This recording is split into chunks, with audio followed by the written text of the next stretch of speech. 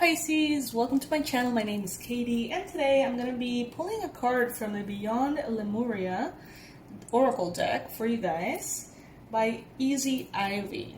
The whole point of these little readings is for you to have a nice message before you go to bed, and for me to be able to explore a lot of different oracle decks that I feel like I need to kind of like study before incorporating them into the tarot readings. Okay, so this is a lovely space for us to hang out just a little bit more. For those of you who feel like can stand me a little bit more. Because I got like a lot of new oracles, and sometimes, you need to go through them. You need to kind of like read through them in order to really be able to use them later. So that's what I want to do. Universe, what is the ideal message that Pisces needs to hear today? Food for thought for Pisces. May this be 100% accurate for the Pisces watching this video. Before we choose a card, guys, please subscribe to the channel. I would love to have you here. This is the Pisces Club, so if you're a Pisces Sun, Moon, Rising, or Venus, make sure to subscribe. All the relevant information, my website, and online courses, including the new upgraded Tarot Level 1 course, are available in the description box. Message for Pisces. She of the Lotus. Alright. This is card number 43. 43 may be relevant for some of you guys. If you've been following me for a long time, you know that this is actually how the Pisces Club started. I don't know if you're like aware of that, but every morning I would pull an oracle message, and that's how we started with a daily Pisces, and then it's sort of like really escalated, right? This is a really long one. Okay. Shadow work. Addressing dissonance. These are kind of like key phrases. Seeing downfalls as the flip side of superpowers. Loving yourself back to wholeness.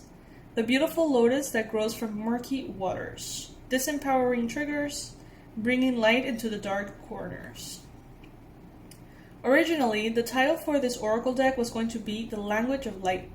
It was not actualized in that incarnation, as other layers of meaning needed to be honored. The fuller spectrum I was guided to bring through also included the shadow.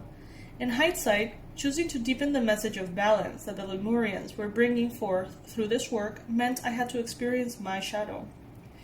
My shadow encounters brought light into nooks that I didn't know I had. If there is a way to fast-track your growth, it is by being real with the shadowy and unloved parts of yourself. There was times when the concepts of shadow work and self-love seemed relevant, but I was vague as to what they really meant. I knew the next part of my journey was exploring them, but how that would happen was quite mystifying. The shadow and self-love are big topics to unpack, and unraveling them took me on quite an adventure. Unfortunately, I thought shadow work was about digging up as many issues as possible, and that being present with them meant wallowing in them. Without tools for expanded awareness, I found myself drowning deeper in the upset of it all and creating more of it in the process. My journey for clarity took me to Cambodia. Oh, I love Cambodia. Is there anyone here from Cambodia? I love Cambodia. Where I met and mastered the art of perspective and indirectly finding growth points in a way that spoke to my being rather than my mind. That sparked a 3-month journey into the farthest reaches of myself.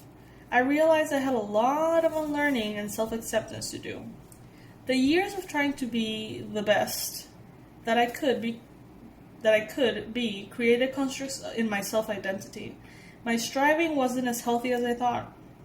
By discarding traits that seem ugly or hindering, I also was rejecting sides of myself that were quite wonderful. They were two sides of the coin, and equally they were part of my true nature. When we discard any part of ourselves, we are throwing the baby out with the bathwater. Often, our greatest strengths are our greatest weaknesses, and vice versa. When we reject or deny parts of ourselves, we end up feeling hollow, lost, and detached. When we take them out of the trash and work with them through compassion, gentleness, honesty, non-judgment, we can shine a light on these shadows and see them for what they are. Incredibly, my perceived weakness vanished as I peeled the layers further and further back, to explore the past experiences that accompanied them. Accepting the shadows enough to bring them into the daylight was usually all it took for them to dissipate. Their power dissolved and I could see them for what they were, or rather, what they were not. Paradoxically, self-love is a catalyst for transformation. Alchemizing painful triggers is an opportunity for awareness that helps us reclaim more of ourselves. As the dense spaces begin to evaporate, we can be filled with more light, more love, and we create an upward healing spiral. I have come to learn that shadow work and self-love are practices to implement on a day-to-day basis. When we merge this awareness with moment-to-moment consciousness, densities don't even get a chance to form. We can then live and love even bigger. And this is true freedom, self-empowerment, and where authentic love and light can radiate. A true light bringer shines light in all the corners so shadows can be acknowledged and released. The divinatory meaning of this card is, take a look at any unconscious patterns that may be running you. Are there elements of yourself you need to take out of the trash, dust off, and reabsorb?